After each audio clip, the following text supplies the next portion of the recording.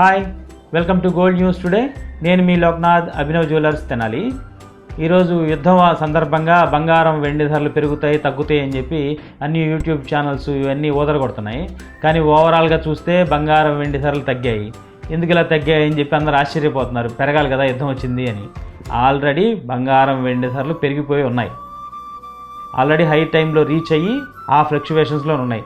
యుద్ధం కారణంగా కొద్దిగా పెరిగినాయి, మళ్ళీ నార్మల్ స్టేజ్కి వస్తున్నాయి, తగ్గుతున్నాయి. ఇదంతా రెగ్యులర్గా జరిగే ప్రక్రియ. అదన్నీ మనం ఇన్వెస్టర్లు అందరూ ఏంటంటే దీని మీద ఎక్కువగా గురైపోయి, ఒత్తిడికి గురైపోయి కొనేద్దాం అమ్మేద్దాం అనే టెన్షన్లో ఉంటారు.